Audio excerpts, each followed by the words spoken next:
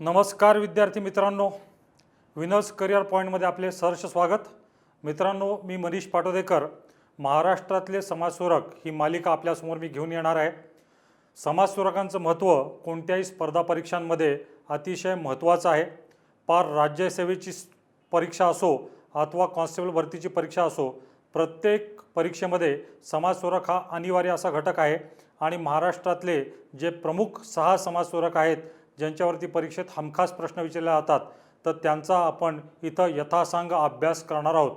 तर चला मित्रांनो, आपण आपले महाराष्ट्रातले पहिले समाजसुधारक जे की आहेत गोपाळ गणेश आगरकर यांच्या अभ्यासाला सुरुवात करू। यांच्या जन्मापासून ते निधनापर्यंतचा सर्व जीवनक्रम आपण या लेक्चरमध्ये अभ्यासणार आहोत। तर अशा या गोपाळ गणेश आगरकरांचा जन्म 1856ला 14 जुलैला झाला, तर निधन झालेलं यांचं 1895 17 जूनला। कोणत्याही समाजसुधारकाचा अभ्यास करताना त्यांचं जन्माचं साल, जन्माची तारीख, त्याचप्रमाणे निधनाचं साल व निधनाची तारीख लक्षात ठेवणं अतिशय गरजेचं असतं, क्रमप्राप्त असतं। आता जर 1856 ते 1895 हा कालावधी जर मी लक्षात घेतला, तर आगरकरांना लाभलेलं आहे उणपुरं 39 वर्षाचं जीवन। आणि या 39 वर्षाच्या जीवनामध्ये त्यांनी अतिशय महत्त्वपूर्ण असं सामाजिक कार्य केलेलं आहे। तर मित्रांनो, आगरकर आणि टिळक या दोघांचा जन्म एकाच वर्षी झालेला आहे, तो म्हणजे 1856। आणि कालांतराने आपण पाहू की टिळक आणि आगरकर या दोघांनी महाराष्ट्राच्या समाजकारणावरती, महाराष्ट्राच्या राजकारणावरती विलक्षण असा ठसा उमटवलेला आपल्याला आढळणार। तर सुरुवात करूया आपण यांच्या संपूर्ण नावापासून। त्यांचं संपूर्ण नाव जे आहे ते आहे गोपाळ गणेश आगरकर आणि यांचं जन्मगाव जे आहे ते आहे टेंभू। टेंभू जिल्हा येतो दोस्तांनो सातारा। आता इथनं आपल्याला थोड्याशा वेगळ्या प्रकारे भूगोलामध्ये सुद्धा शिरकाव करता येणार आहे की सातारा जिल्ह्याला आपण म्हणतो शूरवीरांचा जिल्हा। आणि असं का म्हणतो? कारण की महाराष्ट्रातून जेवढी काही सैन्य भरती होती त्यापैकी जास्तीत जास्त सैन्य भरती ही सातारा जिल्ह्यातून होत असल्याकारणाने आपण साताऱ्याचा उल्लेख शूरवीरांचा जिल्हा असा करतो। त्याचप्रमाणे 1942च्या चले जाव आंदोलनाच्या दरम्यान क्रांतिसिंह नाना पाटील यांनी ब्रिटिशांच्या विरुद्ध आघाडी उघडली होती आणि सातारा जिल्ह्यातच प्रति सरकार किंबहुना इंग्लिशमध्ये आपण त्याला पॅरलल गव्हर्नमेंट म्हणतो, अशी स्थापना करून ब्रिटिशांना नामोहरम केलेलं होतं। तर असा या सातारा जिल्ह्यामध्ये टेंभू येथे आगरकरांचा जन्म झालेला आहे। आगरकरांचं मॅट्रिकपर्यंतचं जे शिक्षण आहे ते झालेलं आहे कराड, रत्नागिरी आणि अकोला अशा विविध ठिकाणी। यांचं बालपण दोस्तांनो अतिशय हालाखीच्या परिस्थितीत गेलं, त्यामुळं उदरनिर्वाहासाठी आणि शिक्षणासाठी यांना वेगवेगळ्या प्रकारची कामं करावी लागली आणि अशातच त्यांनी दवाखान्यात कंपाऊंडर म्हणून सुद्धा काम केलेलं आपल्याला आढळणार। प्रत्येक समाजसुधारकाच्या बाबतीत आपण पाहाल त्यांचं बालपण हालाखीच्या परिस्थितीतच गेलेलं आपल्याला आढळणार आहे। फाईन। आता सगळं शिक्षण कंप्लीट झाल्यानंतर मॅट्रिक नंतर हे आले कुठं? पुण्यात। आणि पुण्यालाच त्यांनी कालांतराने आपली कर्मभूमी मानलेलं आहे। आगरकरांची जन्मभूमी जरी सातारा असली तरी त्यांची कर्मभूमी, त्यांचं संपूर्ण कार्य हे आपल्याला पुणे जिल्ह्यात झालेलं पाहायला मिळेल। प्रत्येक समाजसुधारकावरती कोणाचा ना कोणाचा तरी प्रभाव असतो। त्याचप्रमाणे आगरकरांवरती सुद्धा 2 पाश्चात्य विचारवंतांचा प्रभाव होता। या 2 पाश्चात्य विचारवंतांच्या पुस्तकांनी प्रभावित होऊन आगरकरांनी आपल्या जीवनाचं मार्गक्रमण केलेलं आहे। आणि कोणते 2 विचारवंत आहेत? एक तर आहेत हर्बर्ट स्पेन्सर आणि नंबर 2चे पाश्चात्य विचारवंत आहेत ते आहेत जॉन स्टुअर्ट मिल। आता इथं आपल्याला राज्यसेवेच्या दृष्टिकोनातून प्रश्नांचं स्वरूप लक्षात घ्यावं लागेल। हर्बर्ट स्पेन्सर यांनी कोणते ग्रंथ लिहिले आहेत? तर पहिला सर्वात महत्त्वाचा ग्रंथ जो आहे तो आहे सोशॉलॉजी आणि नंबर 2चा ग्रंथ जो त्यांनी लिहिलेला आहे तो आहे इथिक्स। तर सोशॉलॉजी आणि इथिक्स हे हर्बर्ट स्पेन्सर यांचे ग्रंथ। आणि जॉन स्टुअर्ट मिल यांनी ऑन लिबर्टी आणि सबज्युगेशन ऑफ वुमन अशा प्रकारचे 2 ग्रंथ लिहिले आहेत। आणि या सर्व ग्रंथांचा आगरकरांच्या जीवनावरती विलक्षण असा प्रभाव होता।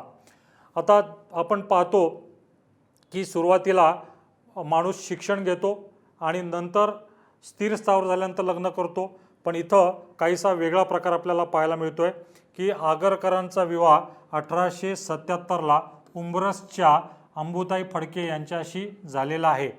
त्या काळातली जी विवाह प्रथा होती ही बालविवाहाची प्रथा प्रचलित होती, पण आगरकरांनी या प्रथेला छेद दिलेला आहे. आगरकरांचा जेव्हा विवाह झाला तेव्हा आगरकर 21 वर्षाचे होते. दोस्तांनो, आपण इथं लक्षात घेऊ शकता की 1877ला आगरकरांचा विवाह झालेला आहे आणि 1856ला आगरकरांचा जन्म आहे. म्हणजे उणेपुरं 21व्या वर्षी यांचा विवाह झाला. बालविवाहाच्या प्रथेला यांनी छेद दिलेला आहे आणि आपण एक धडाडीचे समाजसेवक आहोत हे या विवाह सोहळ्यातून सुद्धा त्यांनी परत एकदा दाखवून दिलेलं आहे. विवाह झाला आणि 1878ला आगरकरांनी आपलं BA कंप्लीट केलेलं आहे. BA म्हणजे बॅचलर ऑफ आर्ट्स. आणि कुठनं कंप्लीट केलेलं आहे? डेक्कन कॉलेज पुणे येथून. पुण्यातली नामांकित संस्था डेक्कन कॉलेजमधून आगरकरांनी आपलं BA कंप्लीट केलं आणि लगेचच साधारणतः 2 वर्षांनी 1880ला जेव्हा आगरकर MAचा अभ्यासक्रम पूर्ण करत होते तेव्हा त्यांचा परिचय झालेला आहे लोकमान्य टिळकांशी. आता लोकमान्य टिळक आणि आगरकर या दोघांचा परिचय होणं हा निव्वळ योगायोग नव्हता. दोघांची विचारसरणी एक होती, दोघांचं ध्येय एक होतं, दोघंही ब्रिटिश राजवटीचे कट्टर विरोधक होते आणि म्हणूनच दोघांनी एकत्र येऊन राष्ट्र उद्धाराचे कार्य करण्याची शपथ घेतलेली आहे. या दृष्टिकोनातून पुण्यामधील बंड गार्डन, दोस्तांनो लक्षात ठेवा, बंड गार्डन नावाचं एक ठिकाण आहे. बंड गार्डन या ठिकाणी दोघांनी राष्ट्र उद्धाराचे कार्य करण्याची महत्त्वपूर्ण शपथ घेतलेली आहे. ब्रिटिशांना किंवा ब्रिटिश राजवटीला मुळासकट उखडून काढण्याचा मानस या दोघांनी व्यक्त केलेला आहे. मग आपल्याला जाणवणार की भारताचा इतिहास याचं थोडंसं विचित्र स्वरूप किंवा विचित्र स्वरूपामध्ये मांडणी ब्रिटिश इतिहासकारांनी केलेली आपल्याला आढळणार. ब्रिटिश इतिहासकारांनी ज्या प्रकारचा भारतीय इतिहास रेखाटलेला आहे त्यात भारतीयांचा उल्लेख रानटी लोक, भारतीय लोक म्हणजे असंस्कृत लोक, भारत अतिशय मागासलेला देश आहे या माध्यमातून सगळा उल्लेख केलेला होता. आणि इथं लक्षात ठेवण्यासारखी बाब ही पण आहे की भारताचा इतिहास साधारणतः ब्रिटिश मिशनऱ्यांनी किंवा ख्रिस्ती मिशनऱ्यांनी किंवा भारतामध्ये स्थायिक झालेल्या ब्रिटिश संधी अधिकाऱ्यांनी लिहिलेला आपल्याला आढळतो. मग याला छेद देण्याचं काम टिळक व आगरकरांनी केलं. मग भारताचा जो महान इतिहास आहे, भारताची जी महान संस्कृती आहे याचं प्रत्यक्षदर्शन लोकांना घडावं या दृष्टिकोनातून राष्ट्रीय शिक्षण देणारी पहिली शाळा टिळक व आगरकरांनी काढलेली आहे 1880ला 1 जानेवारीला. या शाळेचं नाव आहे मित्रांनो न्यू इंग्लिश स्कूल. मी इथं लिहून टाकतोय NES म्हणजे काय दोस्तांनो? New English school. आणि याची स्थापना केलेली आहे TACनी. TAC मी लिहिताना लिहितो TAC. T म्हणजे कोण? लोकमान्य टिळक. A म्हणजे कोण? तर आगरकर. आणि C म्हणजे कोण? तर ते आहेत कोण? चिपळूणकर. बरं का, टिळक, आगरकर, चिपळूणकर या तिघांनी मिळून न्यू इंग्लिश स्कूलची स्थापना केलेली आहे. आता या शाळेचं वैशिष्ट्य काय आहे? या शाळेचं वैशिष्ट्य हे होतं की राष्ट्रीय शिक्षण देणारी पहिली शाळा आहे. भारतीय लोकांना आपल्या देशाचा महान इतिहास ज्ञात व्हावा, भारतीय संस्कार प्राप्त व्हावे आणि राष्ट्रीय भाषेतून शिक्षण मिळावं हा उद्देश डोळ्यासमोर ठेवून ही शाळा स्थापन करण्यात आली होती. दोस्तांनो लक्षात ठेवा, ज्या लोकांना आपल्या देशाचा इतिहास माहीत नसतो किंवा ज्या लोकांना आपल्या देशाचा भूतकाळ माहीत नसतो ते आपल्या देशाचा भविष्यकाळ घडवू शकत नाहीत. तर या उद्देशाने स्थापन झालेली ही पहिली राष्ट्रीय शाळा आहे. This was the first school to imbibe national education. आणि संस्थापक कोण आहेत? टिळक, आगरकर आणि चिपळूणकर, ज्यांना मी उल्लेख केलेला आहे टॅक या उद्देशाने. फाईन. आता दोस्तांनो आपण लोकशाही स्वीकारलेली आहे आणि लोकशाहीचे 3 महत्त्वपूर्ण आधारस्तंभ असतात. पहिला जो आधारस्तंभ असतो तो असतो काय? कायदे मंडळ. पहिला आधारस्तंभ असतो कायदे मंडळ. दुसरा जो प्रमुख आधारस्तंभ आहे ते आहे कार्यकारी मंडळ. आणि तिसरा जो आधारस्तंभ असतो तो असतो काय? न्याय मंडळ. फाईन. आणि ही उभी आहे आपली लोकशाही अथवा डेमोक्रेसी. फाईन. डेमोक्रेसी, लोकशाही ही उभी आहे. तर कायदे मंडळ काय करतं? देशासाठी कायदे करतं. कार्यकारी मंडळ कायदे मंडळाने केलेल्या कायद्यांची अंमलबजावणी करतं. आणि न्याय मंडळ इज लाईक अ वॉचडॉग. हा कायदे मंडळावरती आणि कार्यकारी मंडळावरती दोघांवरती नियंत्रण ठेवत असतो. कायदे मंडळाने केलेले कायदे घटनेच्या चौकटीत राहून केलेले आहेत का नाही हे पाहण्याचं काम कुणाचं? न्यायमंडळाचं. कार्यकारी मंडळाने घटनेच्या चौकटीत राहून कायद्यांची अंमलबजावणी केलेली आहे का नाही हे पाहणंसुद्धा काम कुणाचं? न्यायमंडळाचं. तर लोकशाहीचे 3 प्रमुख आधारस्तंभ, याचबरोबरीने आपल्याला आणखीन एका महत्त्वाच्या स्तंभाचा उल्लेख करता येईल आणि तो म्हणजे वृत्तपत्रे अथवा प्रेस. ठीक आहे, वृत्तपत्रे, प्रसार माध्यमे हा लोकशाहीचा 4था महत्त्वाचा आधारस्तंभ आहे की भारतीय स्वातंत्र्य चळवळीमध्ये वृत्तपत्रांनी अतिशय मोलाची आणि महत्त्वपूर्ण कामगिरी बजावलेली आहे. लोकमान्य टिळकांना या वृत्तपत्रांची महती कळलेली होती. एक प्रमुख धारदार शस्त्र म्हणून ब्रिटिशांच्या विरुद्ध आपण या शस्त्राचा वापर करू शकत होतो याची जाणीव लोकमान्य टिळकांना झालेली होती. आणि मग वृत्तपत्रांचं महत्त्व अनन्यसाधारण असल्याकारणाने, लोकांमध्ये जागृती आपण या माध्यमातून घडवू शकत असल्याकारणाने लोकमान्य टिळकांनी 1881 साली 2 वृत्तपत्रे काढली आहेत मित्रांनो. किती वृत्तपत्रे? 2 वृत्तपत्रे काढलेली आहेत. आणि पहिलं जे वृत्तपत्र आहे ते आहे मराठा आणि दुसरं जे वृत्तपत्र आहे ते आहे केसरी. यातलं पहिलं वृत्तपत्र जे आहे ते सुरू झालेलं आहे दोस्तांनो किती जानेवारीला? 2 जानेवारीला. आणि केसरी वृत्तपत्र सुरू झालेलं आहे 4 जानेवारीला. आता यांच्यातला फरक नेमका कसा लक्षात घ्यायचा? तर पहिलं वृत्तपत्र मराठा, दुसरं वृत्तपत्र केसरी. मराठा 2 जानेवारीला, केसरी 4 जानेवारीला. इथं मराठा या पत्राकडं पाहिलं की आपल्याला जाणवतं की मराठा कदाचित मराठीतून असेल, पण आपल्याला याचं उलट करायचं आहे. मराठा हे वृत्तपत्र इंग्रजीमधून होतं, तर केसरी हे जे वृत्तपत्र होतं हे कोणत्या भाषेतून होतं? मराठी भाषेतून होतं. लोकमान्य टिळकांचा इंग्रजी भाषेचा गाढा अभ्यास होता, त्यांची या भाषेवरती पकड होती, त्यामुळं मराठाचं संपादकत्व ठेवलेलं आहे लोकमान्य टिळकांनी स्वतःकडे. आणि केसरीच्या संपादक पदाची जबाबदारी सोपवलेली आहे त्यांनी गोपाळ गणेश आगरकरांवरती. आता या दोन्ही वृत्तपत्रातून कशा स्वरूपाचे लिखाण होत असे? तर मराठातून साधारणतः आपल्याला जाणवेल की राजकीय स्वरूपाचे लिखाण होत असे, तर केसरी या वृत्तपत्रातून सामाजिक स्वरूपाचे लिखाण होत असे. मराठा या वृत्तपत्रातून ब्रिटिशांना लोकमान्य टिळकांनी अग्रलेखाच्या माध्यमातून फोडून काढलं. ठीक आहे, लोकांच्या डोळ्यात अंजन घातलं. आणि केसरीच्या माध्यमातून सामाजिक स्वरूपाचे लिखाण करून आगरकरांनी जनजागृती निर्माण केली. समाजात असलेल्या रूढी परंपरा ज्या अनिष्ट स्वरूपाच्या होत्या तर यांना वाचा फोडण्याचं काम केसरीच्या माध्यमातून आगरकरांनी केलं. तर दोघांनी वेगवेगळी भूमिका मांडलेली होती. ठीक आहे, राजकीय स्वरूपाचं लिखाण, केसरीतून सामाजिक स्वरूपाचं लिखाण. आणि आपल्याला इथं एक महत्त्वाची गोष्ट लक्षात ठेवायची आहे, जेव्हा केव्हा आपण आयोगाचा समाजसुरक्षांचा सिलेबस पाहू तेव्हा आपल्याला टिळकांचा उल्लेख समाजसुरक्षांमध्ये केलेला आपल्याला आढळणार नाही. याच्या मागचं कारण की लोकमान्य टिळकांचे समाज सुधारणाविषयक विचार जे होते हे बुरसटलेले होते आणि आपण कालांतराने पाहूया. मी तुम्हाला ते सिद्धसुद्धा करून दाखवीन. तर टिळकांचा उल्लेख हा होतो जहाल राजकारणी असा. जहाल राजकारणी, he was a extremist politician. आणि आगरकरांचा उल्लेख जो होतो तो होतो जहाल समाजसुधारक या नात्याने. जहाल समाजसुधारक कोण? तर गोपाळ गणेश आगरकर. फाईन. तर दोघांनी आपली आपली वेगळी भूमिका बजावलेली आहे. मात्र या दोन्ही वृत्तपत्रातून एक फार मोठी सामाजिक व राजकीय स्वरूपाची कामगिरी दोघांनी प्रदान केलेली आहे अख्ख्या महाराष्ट्राला, उभ्या महाराष्ट्राला. फाईन. आता केसरीचं संपादकपद सांभाळत असताना एक प्रकरण गाजलेलं आहे महाराष्ट्रात, ज्याला म्हणतात कोल्हापूरचे बर्वे प्रकरण. मित्रांनो, कोल्हापूर जिल्ह्याचा उल्लेख आपल्याला कुस्तीगिरांचा जिल्हा असा करावा लागेल. शाहू महाराजांनी कुस्त्यांना या जिल्ह्यामध्ये फार मोठ्या प्रमाणात प्रोत्साहन दिलं होतं. त्याचप्रमाणे गुळाची बाजारपेठ असलेला हा जिल्हा पंचगंगा नदीच्या काठी वसलेला आहे.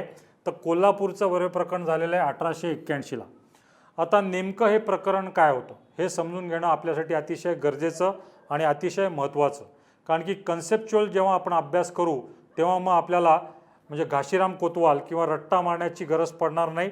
कन्सेप्ट्स जर नीट उलगडून सांगता आले किंवा कन्सेप्ट जर आपल्याला नीट आकलन झाले असतील तर प्रश्नाच्या जे काही पर्याय येतात त्या माध्यमातून सुद्धा आपण आरामात उत्तरापर्यंत पोहोचू शकतो. तर कोल्हापूरचे बरे प्रकरण समजून घ्यायचं आपल्याला. कोल्हापूर संस्थानचे राजे होते चौथे शिवाजी, आणि या चौथ्या शिवाजींचा अनन्वित छळ ब्रिटिशांनी केला. आणि हा जो छळ जो केलेला आहे हा कुणाच्या माध्यमातून केलेला आहे, तर माधवराव बर्वे.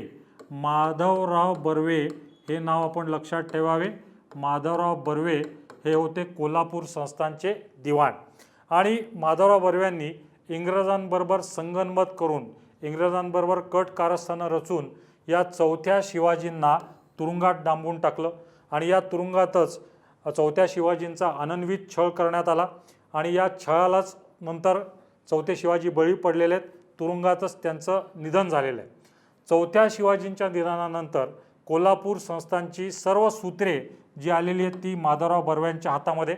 आणि कोल्हापूर संस्थानातले सर्व महत्त्वाच्या ज्या जागा होत्या तिथं या माधवराव बर्व्यांनी आपल्या बगलबच्च्यांची नेमणूक केली. आणि अनागोंदी आणि भ्रष्ट असा कारभार कोल्हापूर संस्थानात सुरू केलेला आहे. यांच्या भ्रष्टाचाराच्या सुरस कथा या संपूर्ण महाराष्ट्रभर गाजायला लागला. या कथा आगरकरांच्या सुद्धा कानी आल्या. वास्तविकरित्या संपादक या नात्याने आपल्याकडे येणाऱ्या बातम्यांची शहनिशा करणं अतिशय गरजेचं असतं, किंबहुना संपादकाचं ते कामच असतं. पण कदाचित आगरकरांनीसुद्धा बातम्यांची शहनिशा केलेली असावी. पण शक्यतो भ्रष्ट लोक आपल्या भ्रष्टाचाराचा कोणताही पुरावा सोडत नाहीत. तर आगरकरांनी केसरी या वृत्तपत्राच्या माध्यमातून माधवराव बर्वे यांच्या भ्रष्ट कारभाराला वाचा फोडण्याचं काम केलेलं आहे. आणि हे काम अतिशय महत्त्वपूर्ण होतं. मग या सर्व लिखाणामुळे आपल्या आबरूची नुकसानी झालेली आहे, ठीक आहे, आपल्या आबरूचा हानी झालेली आहे. म्हणून माधवराव बर्व्यांनी न्यायालयात धाव घेतलेली आहे आणि आगरकरांच्या विरोधात आबरू नुकसानीचा खटला दाखल केलेला आहे, ज्याला इंग्लिशमध्ये आपण म्हणूया डिफेमेशन सूट. आणि हा खटला जो आहे हा चालत राहिला. आणि या खटल्यामध्ये दोस्तांनो तुम्हाला एक महत्त्वाची गोष्ट सांगायची आहे. या खटल्यामुळे टिळक व आगरकर या दोघांचं वकीलपत्र जे घेतलेलं आहे, दोन प्रख्यात वकिलांनी फिरोजशाह मेहता आणि काशीनाथ तेलंग, ठीक आहे, या दोघांनी वकीलपत्र घेतलेलं आहे. पण अनायसे या खटल्याचा जो निकाल जो आहे हा लागलेला आहे कुणाच्या बाजूनी, माधवराव बर्व्यांच्या बाजूनी. आणि केसरीचे संपादक या नात्याने आगरकर आणि केसरीचे प्रकाशक या नात्याने लोकमान्य टिळक आणि आगरकर या दोघांनाही कालांतराने 101 दिवसांचा तुरुंगवास सहन करावा लागलेला आहे. आणि हा तुरुंगवास त्यांना कुठं सहन करावा लागलेला आहे, तर डोंगरीच्या तुरुंगात. डोंगरीच्या तुरुंगात मित्रांनो या दोघांनी 101 दिवसांचा तुरुंगवास सहन केला. सुटका झाल्यानंतर यांचा जाहीर सत्कार महात्मा ज्योतिबा फुलेंनी घडून आणलेला आपल्याला पाहायला मिळणार.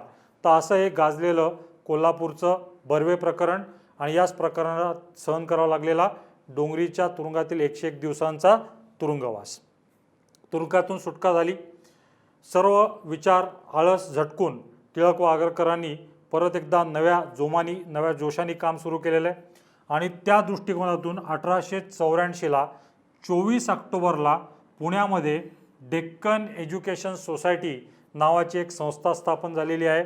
डेक्कन एज्युकेशन सोसायटीचे संस्थापक जे आहेत ते आहेत टिळक आणि आगरकर.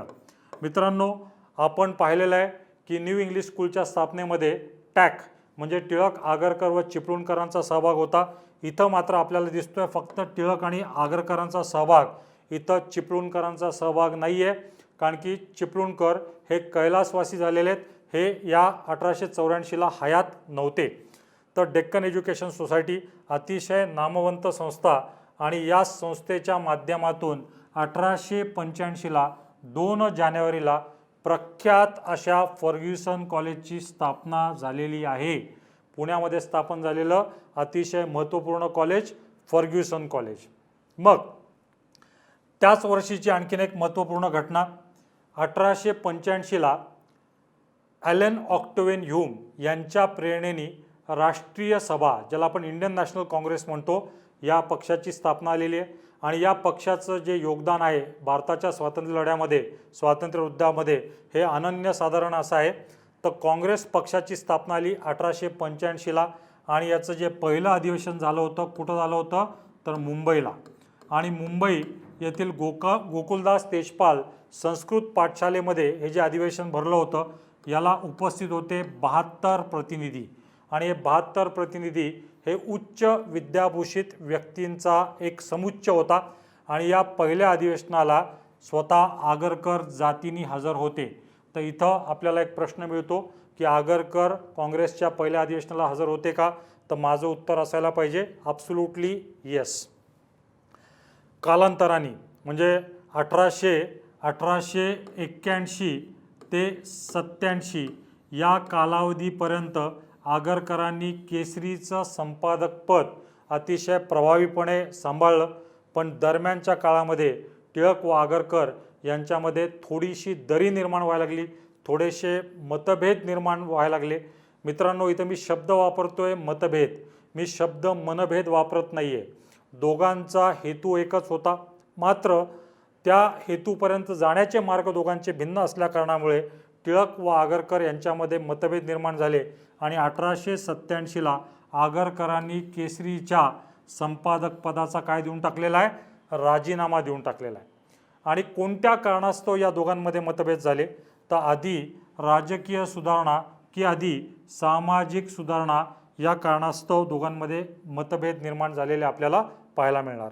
लोकमान्य टिळक जे होते हे राजकीय सुधारणेचे पुरस्कर्ते होते, तर आगरकरांना पाहिजे होत्या प्रथमतः सामाजिक सुधारणा. ठीक आहे.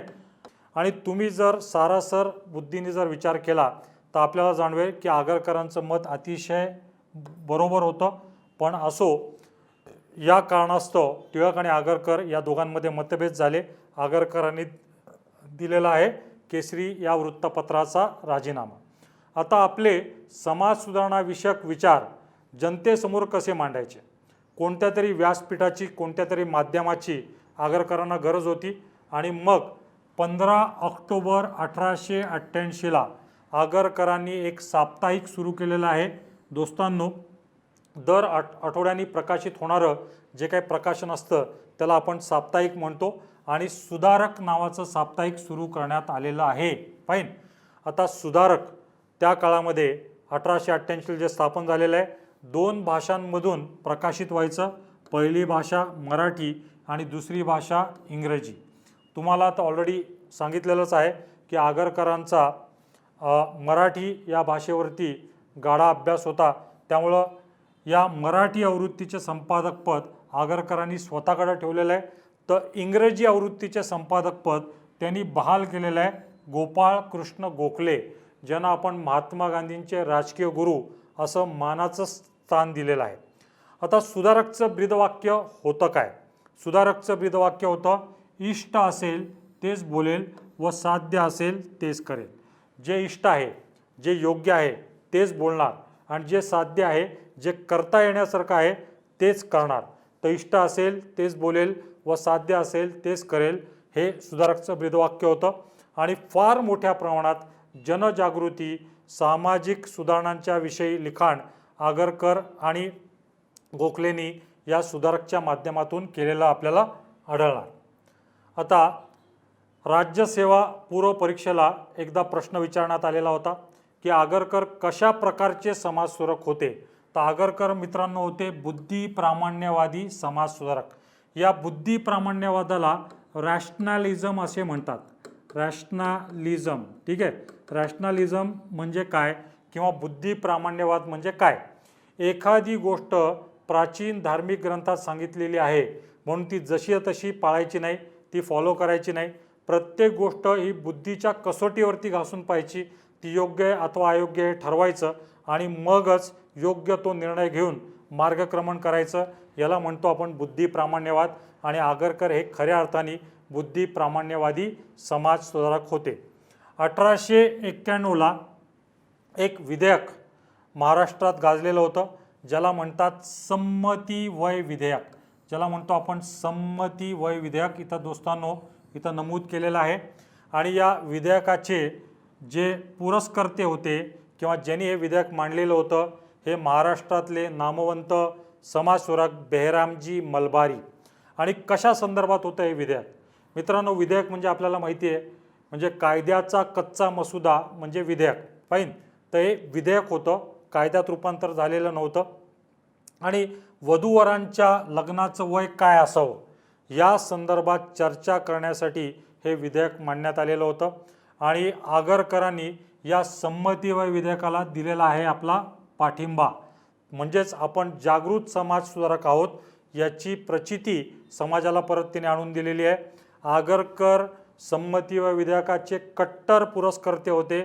मुलींच्या आणि मुलांच्या लग्नाचं वय वाढावं या दृष्टिकोनातून आगरकरांनी विचार मांडलेले आपल्याला आढळतील. लग्नाचं वय वाढावं या प्रकारचे विचार आगरकरांनी मांडलेले आहेत. तर इथं लक्षात घेणार की आगरकर हे संमती वय विधेयकाचे समर्थक होते. आपल्या 39 वर्षाच्या जीवनक्रमामध्ये आगरकरांनी विपुल अशी ग्रंथसंपदा निर्माण केलेली आहे. फार उत्तम प्रतीचं उत्तम दर्जाचं लिखाण केलेलं आहे आणि आपल्याला परीक्षेच्या दृष्टिकोनातून यांच्या संदर्भातील काही ग्रंथ विचारलेले असतात. तर सर्वात पहिला जो ग्रंथ आपल्याला लक्षात ठेवायचा आहे तो आहे डोंगरीच्या तुरुंगातील आमचे 101 दिवस. मित्रांनो, आपल्याला आठवत असेल की कोल्हापूरच्या बर्वे प्रकरणामध्ये टिळक व आगरकर यांना 101 दिवसांचा तुरुंगवास भोगावा लागला होता. आणि तुरुंगात आलेले जे काही अनुभव होते तर ते नमूद केलेले आहेत डोंगरीच्या तुरुंगातील आमच्या 101 दिवस या ग्रंथामध्ये. दुसरा जो महत्त्वपूर्ण ग्रंथ आहे तो आहे थोर ब्रिटिश नाटककार विलियम शेक्सपियर यांचे Romeo Joliot, the merchant of Venice इत्यादी नाटकं प्रसिद्ध आहे. यांचं अतिशय अजरामर आणि जगप्रसिद्ध असं नाटक जे आहे हॅम्लेट, शेक्सपियर यांच्या हॅम्लेट या नाटकाचे आगरकरांनी मराठीमध्ये भाषांतर केलेलं आहे आणि भाषांतराचं नाव आहे विकार विलसित. विकार विलसित असं भाषांतर हे प्रकाशित झालेलं आहे 1882ला. हा परीक्षाभिमुख प्रश्न आहे, हा निश्चितपणे आपल्याला लक्षात ठेवायचा आहे. आगरकरांचं जे काही आत्मचरित्र आहे ज्याला आपण इंग्लिशमध्ये ऑटोबायोग्राफी म्हणूया, चरित्राला म्हणणार आपण बायोग्राफी, आत्मचरित्र म्हणजे ऑटोबायोग्राफी. आगरकरांच्या आत्मचरित्राचं नाव आहे फुटके नशीब. ठीक आहे. आगरकरांनी व्याकरणासंदर्भात सुद्धा महत्त्वपूर्ण लिखाण केलेलं आहे. अलंकार मीमांसा, नंतर वाक्य मीमांसा, वाक्यांचे पृथक्करण, सिंथेसिस ऑफ सेंटेन्सेस या संदर्भातले ग्रंथ लिहिलेले आपल्याला आढळणार. नंतर आगरकर जसं मी तुम्हाला सांगितलं की 1881 ते 1887 या कालावधीमध्ये केसरी या वृत्तपत्राचे संपादक होते. त्या काळामध्ये केसरी या वृत्तपत्रात जे लेख विशेषत्वाने गाजलेले होते तर केसरीतील निवडक लेख एकत्र करून त्यावरचा ग्रंथ प्रकाशित करण्यात आलेला 1887ला. नंतर 7वा जो ग्रंथ आहे तो सुधारकातील वेचक लेख. ज्या लेखांना सुधारकमधील लेखांना विशेष असं महत्त्व प्राप्त झालेलं होतं, वाचकांनी अतिशय सकारात्मक अभिप्राय दिलेला होता. अशा काही वेचक लेखांचं एकत्रीकरण करून पुस्तक रूपाने हे पुस्तक प्रकाशित झालेलं 1895ला.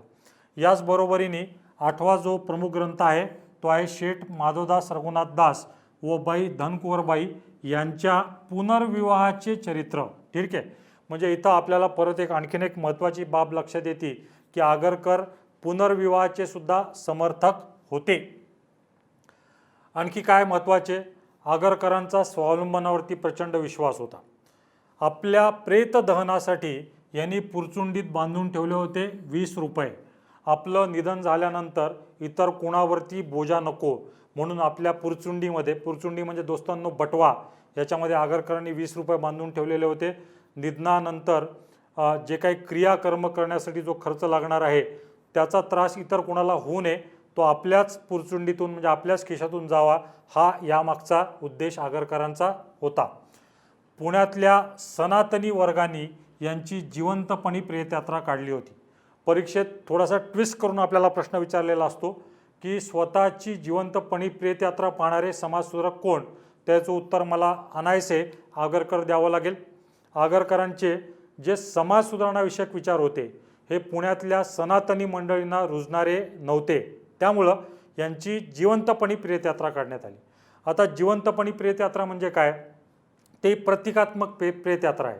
जसं भारत पाकिस्तान मॅच झाली, क्रिकेटची मॅच, आणि मग उत्सवाचं स्वरूप येतं आणि समजा यदा कदाचित त्यात भारतीय संघ जर हरला तर जनता, आपली भारतीय जनता नाराज होती आणि भारतीय क्रिकेटपटूंचे पुतळे जाळले जातात, म्हणजे थोडक्यात प्रतिकात्मक दहन केलं जातं.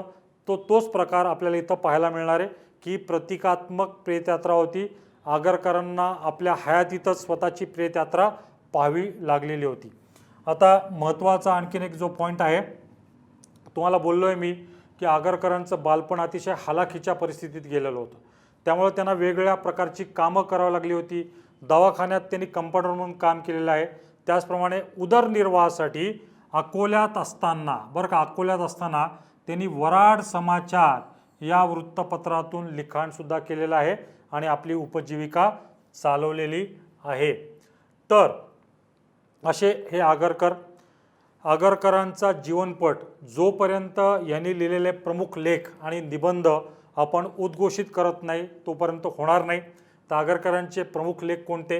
नंबर 1, स्त्रियांनी जॅकेटे घातलीच पाहिजेत. नंबर 2चा जो आहे तो आहे गुलामांचे राष्ट्र. या गुलामांच्या राष्ट्र या लेखामध्ये आगरकरांनी भारतीयांच्या आळशी वृत्तीवरती आसूड उगारलेला आहे. आणि नंबर 3, हिंदुस्थानचे राज्य कोणासाठी असा एक प्रश्न उपस्थित केलेला आहे.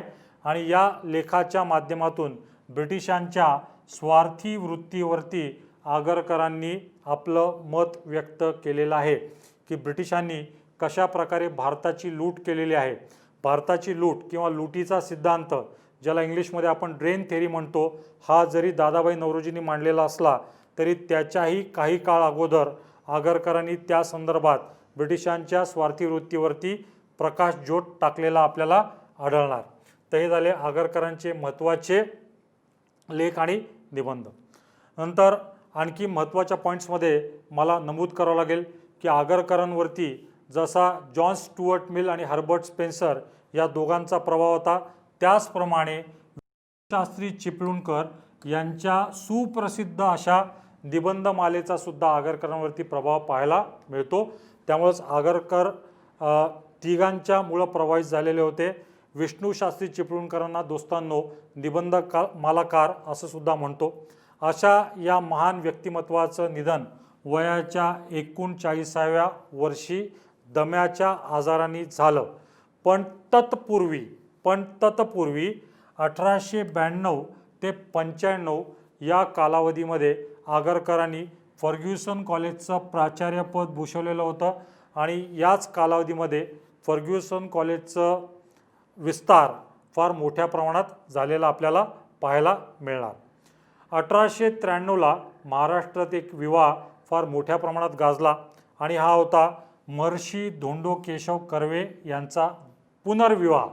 धोंडो केशव कर्वे यांच्या पहिल्या पत्नीचं निधन झाल्यानंतर त्यांनी पुनर्विवाह करण्याचा निर्णय घेतला आणि धोके कर्वे यांच्या विवाहाच्या निमंत्रण पत्रिकेवरती गोपाळ गणेश आगरकरांनी स्वाक्षरी केली होती. त्यांची सही या पत्रिकेवरती होती. म्हणजे थोडक्यात मला इथं परत एकदा नमूद करावं लागेल की आगरकरांचा या पुनर्विवाहास पाठिंबा होता. तर आगरकरांनी समाज सुधारणाविषयक ज्या ज्या काही महत्त्वाच्या गोष्टी त्या काळानुसार अभिप्रेत होत्या त्या सर्व करण्याचा विडा उचललेला होता. आणि या अशा महान समाज सुधारकाचं जे टोपण नाव आहे ते आहे सुधारक. सुधारक वृत्तपत्र किंवा सुधारक साप्ताहिक काढल्यामुळे सुधारक आगरकर या नावाने आगरकर प्रचलित आहेत, प्रसिद्ध आहेत. तर दोस्तांनो, आणखी महत्त्वाचे पॉईंट्स आपल्याला लक्षात ठेवणं गरजेचं आहे की शिमगा नावाचा जो सण आहे याच्यासारखा बिभत्स सण या पूर्ण देशभरात आपल्याला पाहता येणार नाही. या शिमगा सणाचा शब्दप्रयोग त्यांनी बिभत्स असा केलेला आहे. आणि इथं ऑलरेडी मी तुम्हाला बोललेलो आहे की बालविवाह प्रथेचे विरोधक होते. केशवपन पद्धतीला आगरकरांचा विरोध होता. समाजामध्ये प्रचलित असलेली जी चातुर्वर्ण्य व्यवस्था आहे त्याला सुद्धा आगरकरांनी विरोध केला होता. आगरकरांना ही व्यवस्था मान्य नव्हती. आणि आगरकरांच्या जीवनात आणखीन एक महत्त्वाचं प्रकरण जे घडलेलं आहे त्याला म्हणूया आपण पंचहौद चहा मिशन प्रकरण. आणि या प्रकरणी आगरकरांनी प्रायश्चित्त घेण्यास नकार दिला होता. तर आता हे पंचहौद चहा मिशन प्रकरण म्हणजे नेमकं काय? तर पुण्यामध्ये एक हौद आहे पंचहौद आणि या ह्याच्यावरती एक प्लॅटफॉर्म बनवण्यात आला होता आणि ख्रिस्ती मिशनऱ्यांनी टिळक, आगरकर आणि न्यायमूर्ती रानडे, बरं का इथं मी लिहून टाकतोय, टिळक, आगरकर आणि न्यायमूर्ती रानडे या तिघांना पाचारण केलं होतं या सभेला, या बैठकीला. आणि रीतिरिवाजानुसार पाहुण्यांचं स्वागत चहा देऊन केला जातो. तर या तिघांनासुद्धा चहा देण्यात आला. आणि पुण्यातल्या सनातनी मंडळींनी मग याच्याविरुद्ध बोंब उभारलेली आहे की ख्रिस्ती मिशनरांच्या हातून चहा पिल्यामुळे टिळक, आगरकर व रानडे यांचा धर्म जो आहे आता भ्रष्ट झालेला आहे. फाईन. टिळकांचं म्हणणं होतं की मी तिथं नव्हतोच, ठीक आहे. रानडेंचं म्हणणं होतं की मी तिथं होतो पण मी चहा नाही पिलो बुवा. फक्त एकमेव आगरकर असे होते की आगरकरांचं म्हणणं होतं मी तिथं होतो, मी चहा पण पिलो, पण यामुळं माझा धर्म जो आहे हा भ्रष्ट होत नाही. त्यामुळंच आगरकर परत एकदा बुद्धिप्रामाण्यवादी समाजसुधारक होते याची प्रचिती आपल्याला इथं पाहायला मिळते. आणि टिळक, आगरकरांनी जी डेक्कन एज्युकेशन सोसायटी स्थापन केली होती तर त्याचे अध्यक्षपद होते राजर्षी शाहू महाराजांकडे. यांचा अभ्यास आपण दुसऱ्या मालिकेमध्ये करणार आहोत. तर दोस्तांनो, आपल्याला आगरकर या व्यक्तिमत्वाचा, आगरकर या महान समाजसुधारकांचा जीवनापासून ते निधनापर्यंतचा संपूर्ण कालखंड आपण समजून सांगितलेला आहे. आपल्याला निश्चितपणे हे लेक्चर आवडेल, त्यामुळं लाईक करा, शेअर करा, सबस्क्राईबसुद्धा करा. धन्यवाद.